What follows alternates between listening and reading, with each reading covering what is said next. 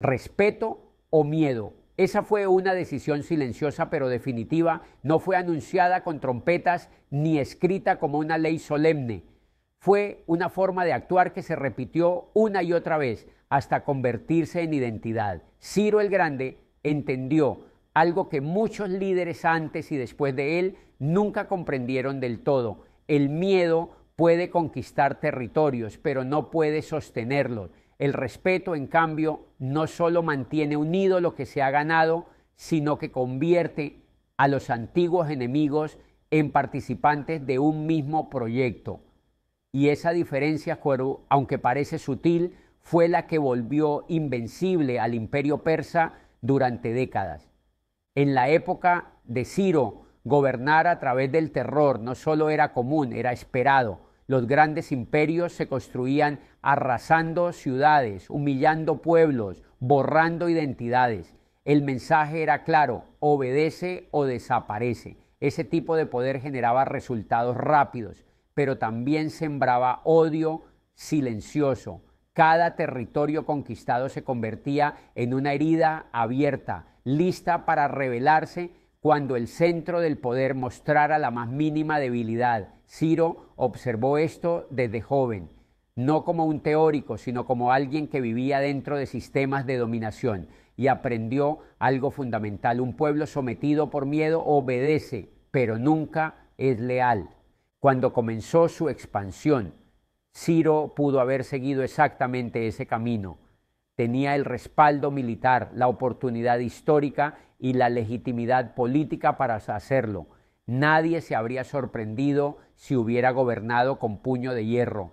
Sin embargo, eligió algo mucho más difícil: gobernar con respeto, no porque fuera blando, ni porque evitara la guerra cuando era necesaria, sino porque entendía que la verdadera batalla comenzaba después de la conquista. Ganar una ciudad era sencillo comparado con gobernarla sin que se desmoronara desde dentro.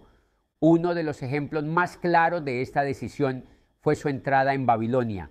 En lugar de destruirla, como dictaba la costumbre, Ciro respetó sus templos, sus tradiciones y su estructura social. Permitió que los sacerdotes mantuvieran su rol, que los gobernadores locales continuaran administrando, que la población siguiera viviendo según sus costumbres. No llegó como un verdugo, llegó como un garante de estabilidad. Para muchos esto fue desconcertante, para otros liberador.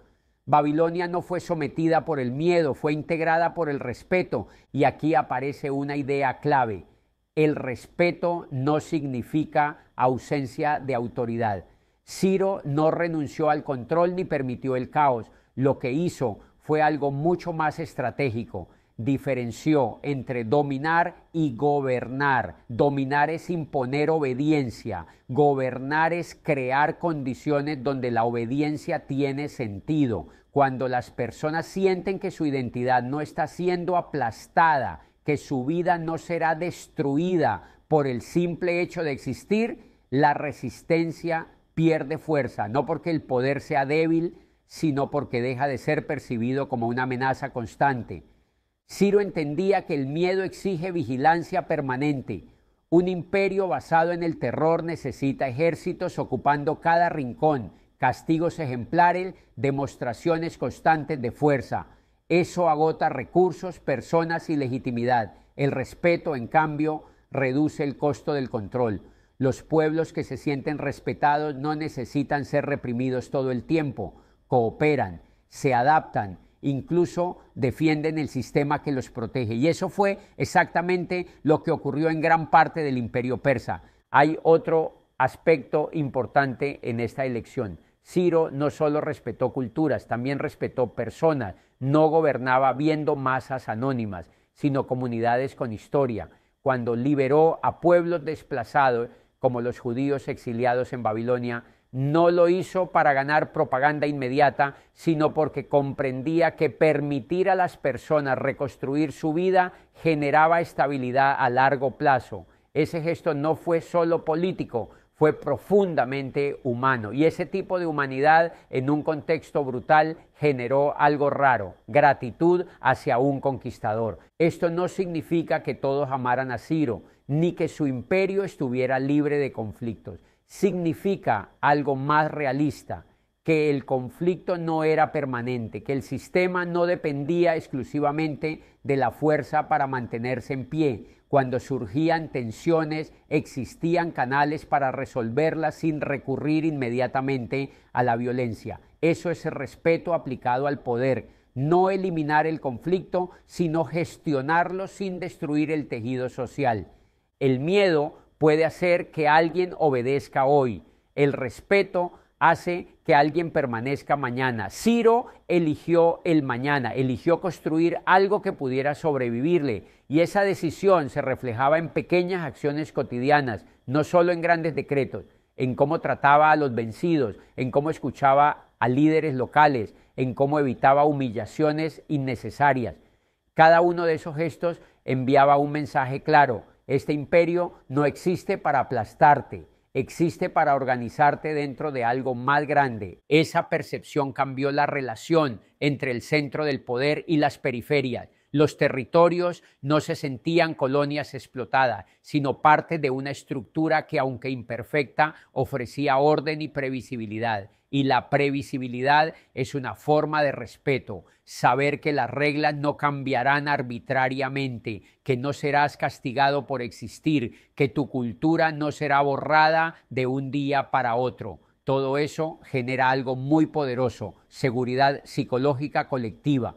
Ciro comprendió que el miedo paraliza, pero también erosiona. Un líder que gobierna desde el miedo termina aislado. Nadie le dice la verdad, nadie se atreve a corregirlo, nadie se compromete más allá de lo mínimo necesario. El respeto, en cambio, permite retroalimentación, permite colaboración real, permite que el sistema se ajuste sin romperse, y eso hizo al imperio persa adaptable, no rígido, capaz de integrar diferencias sin colapsar. Esta lección no se aprendió en libros, se forjó en decisiones reales, con consecuencias reales. Ciro pudo haber elegido el camino corto del terror, eligió el camino largo del respeto, y ese camino, aunque más complejo, fue el que hizo que su imperio no dependiera únicamente de su presencia física para funcionar. Cuando un sistema se sostiene solo mientras el líder está vivo, no es liderazgo, es control. Cuando se sostiene más allá del líder, es estructura. Por eso el imperio persa no fue solo grande en extensión, fue grande en cohesión. No porque eliminara diferencias, sino porque las administró con inteligencia. Ciro no buscó uniformidad, buscó armonía funcional, y esa es una distinción crucial. La uniformidad aplasta, la armonía coordina. Una requiere miedo, la otra requiere respeto. Y aquí es donde esta lección deja de ser histórica y se vuelve profundamente actual, casi incómoda, porque aunque cambien los contextos, los nombres y las formas de poder, la pregunta sigue siendo exactamente la misma. No solo para emperadores o gobernantes, sino para cualquier persona que tenga influencia sobre otros, por mínima que parezca. ¿Quieres obediencia inmediata o compromiso sostenido? ¿Quieres que las cosas funcionen solo mientras estás mirando, o que sigan funcionando cuando te das la vuelta? ¿Quieres controlar cada movimiento o construir algo que tenga vida propia? Esa tensión no ha desaparecido con el tiempo, simplemente se ha vuelto más sofisticada. Ciro respondió a esa pregunta hace más de 2000 años, no en un discurso ni en un tratado, sino en decisiones concretas que afectaron la vida de miles de personas. Eligió el camino menos ruidoso, menos espectacular a corto plazo, pero infinitamente más sólido. Eligió renunciar a la satisfacción inmediata que ofrece el miedo, esa sensación de control absoluto que dura poco pero intoxica rápido. En su lugar, apostó por algo más difícil de medir: la confianza. Y la confianza no se decreta, se construye, no se exige, se gana. Y una vez que existe, transforma por completo la dinámica del poder. Su respuesta sigue resonando precisamente porque no fue teórica. No se quedó en buenas intenciones ni en ideas abstractas sobre justicia. Fue práctica, repetida, consistente. cada vez que decidió no humillar a un pueblo vencido, cada vez que permitió que una cultura continuara existiendo bajo su gobierno, cada vez que optó por integrar en lugar de aplastar, estaba respondiendo de nuevo a esa pregunta. Y lo hacía con acciones, no con palabras. Por eso su liderazgo no dependía de su presencia constante. El sistema funcionaba porque estaba sostenido por algo más que el miedo. Esa es la gran diferencia. El miedo necesita vigilancia, castigo y demostración permanente de fuerza. El respeto necesita coherencia. Cuando un sistema se basa en el miedo, colapsa en cuanto la figura de autoridad se debilita. Cuando se basa en el respeto, se adapta, se ajusta y sobrevive. Ciro entendió que un imperio no se mide solo por cuánto se expande, sino por cuánto resiste sin romperse. Y resistir no es aguantar por la fuerza, es mantenerse unido por convicción. Por eso esta lección sigue siendo válida hoy, porque en cualquier entorno, una organización, una comunidad, una familia, un equipo, la lógica es la misma. Puedes imponer reglas y obtener cumplimiento inmediato, o puedes construir principios y obtener compromiso real. Uno es rápido, el otro es duradero. Uno depende de tu presencia, el otro funciona incluso cuando no estás. Ciro eligió lo segundo y al hacerlo dejó claro que el verdadero poder no es el que obliga, sino el que permanece. El respeto no hizo a Ciro débil, aunque muchos en su tiempo pudieron haberlo interpretado así. Al contrario, lo volvió profundamente estratégico, porque elegir el respeto en un mundo acostumbrado al miedo no es una señal de fragilidad, es una señal de dominio interno. No lo hizo ingenuo, lo hizo consciente, consciente de que el poder que necesita demostrarse constantemente es un poder inseguro, y no lo hizo pasajero, lo hizo duradero. Su liderazgo no dependía de gestos extremos ni de castigos ejemplares. Dependía de una lógica clara y repetida que las personas podían entender y anticipar. Esta es quizá la enseñanza más incómoda de toda esta lección. Gobernar desde el respeto exige mucho más autocontrol que gobernar desde el miedo. El miedo es impulsivo, reactivo, casi instintivo. Castigar, humillar, aplastar da una sensación inmediata de control. Produce resultados rápidos y visibles, pero también alimenta el ego del líder, lo acostumbra a ser temido y lo vuelve dependiente de esa reacción. El respeto, en cambio, obliga a frenar, a pensar, a medir consecuencias. Obliga a renunciar a esa gratificación inmediata que produce imponer la fuerza y elegir, en su lugar, decisiones que no siempre generan aplauso en el momento. Ciro renunció muchas veces a esa satisfacción inmediata. Pudo haber destruido ciudades para enviar mensajes claros. Pudo haber castigado de forma ejemplar a pueblos enteros para consolidar su autoridad. Pudo haber utilizado el terror como herramienta pedagógica. Y sin embargo, eligió otra cosa. Eligió construir sistemas, no espectáculos. Eligió estabilidad, no intimidación. Eso exige una enorme fortaleza interna porque significa soportar la crítica, la duda y en ocasiones la incomprensión de quienes confunden firmeza con brutalidad. Gobernar desde el respeto también exige pensar en el sistema y no solo en el ego. El miedo gira alrededor del líder, su ira, su castigo, su presencia. Todo depende de él. El respeto, en cambio, desplaza el foco hacia las reglas, los valores y las estructuras. Hace que el sistema funcione incluso cuando el líder no interviene directamente. Ciro entendía que un imperio no podía depender de su estado de ánimo ni de su presencia constante. Necesitaba principios claros que otros pudieran aplicar sin recurrir siempre a la fuerza. Y ese es el punto central. El respeto no elimina la autoridad, la transforma, la vuelve menos ruidosa pero más estable, menos visible pero más profunda. Ciro no necesitó ser temido en cada rincón de su imperio para gobernar, necesitó ser comprendido y en esa comprensión se construyó un poder mucho más difícil de derribar. Por eso, Cuando hablamos de la decisión que hizo invencible al imperio persa, no hablamos solo de ejércitos avanzando, de batallas ganadas o de territorios añadidos a un mapa. Eso es lo visible, lo que suele quedar en los libros. Hablamos de algo mucho menos espectacular, pero infinitamente más determinante. Una elección interna, silenciosa, repetida una y otra vez en momentos concretos donde el miedo habría sido la salida más fácil. Respetar en lugar de aterrorizar, construir en lugar de destruir, integrar en lugar de borrar. Esa elección no ocurrió una sola vez, ocurrió cientos de veces en decisiones pequeñas y grandes, en gestos cotidianos y en políticas de largo alcance. Cada vez que Ciro decidía no humillar a un pueblo vencido, estaba reforzando esa lógica.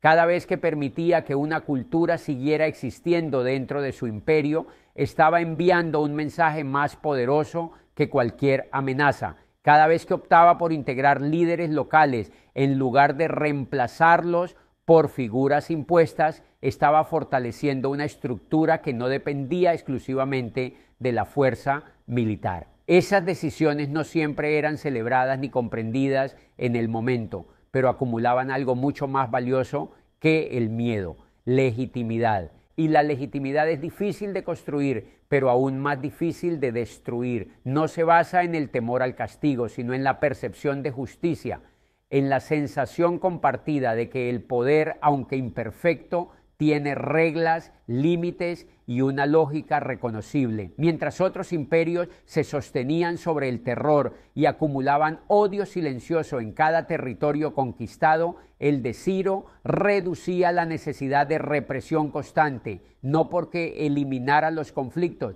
sino porque los absorbía dentro de una estructura más amplia que podía manejarlos sin colapsar. Muchos imperios parecían invencibles hasta el momento exacto en que dejaron de serlo, y casi siempre el quiebre no venía de un enemigo externo, sino de dentro: rebeliones, traiciones, fragmentaciones. El miedo acumulado durante años encontraba finalmente una grieta. El imperio persa de Ciro, en cambio, se sostuvo sobre algo menos visible pero mucho más resistente: la aceptación. No una aceptación ciega, sino una aceptación pragmática basada en la experiencia de un gobierno que, aun siendo poderoso, no era arbitrario. Esa es la verdadera invencibilidad de la que hablamos, no la ausencia de enemigos, sino la capacidad de no crear enemigos innecesarios, no la expansión constante, sino la cohesión interna. Ciro entendió que destruir es fácil y rápido, pero construir exige visión y autocontrol, y al elegir construir una y otra vez, convirtió su imperio en algo más que una suma de conquistas. Lo convirtió en un sistema con sentido, y eso, a largo plazo, es mucho más difícil de derribar que cualquier muralla. Y quizá ahí esté el aprendizaje compartido más profundo de todos, el que atraviesa épocas, culturas y contextos sin perder vigencia. El miedo puede imponerse rápido, casi de inmediato. Es una herramienta eficaz cuando se busca control urgente, resultados visibles y obediencia automática. Pero ese control nunca es gratuito, siempre cobra intereses. Intereses que se acumulan en forma de resentimiento, de silencio forzado, de lealtades fingidas, intereses que tarde o temprano se pagan cuando el miedo deja de ser suficiente, cuando la figura de autoridad se debilita o cuando el sistema ya no puede sostener tanta tensión interna. El respeto, en cambio, es lento, no genera impacto inmediato ni ofrece garantías rápidas. Exige constancia, coherencia y paciencia. Muchas veces parece ineficiente al principio porque no produce reacciones espectaculares, pero a diferencia del miedo, el respeto no genera deuda, genera base, una base sobre la cual se puede construir algo que no se derrumba ante la primera crisis. El respeto no obliga, convence, no paraliza, ordena, no somete, integra, y por eso devuelve estabilidad a largo plazo.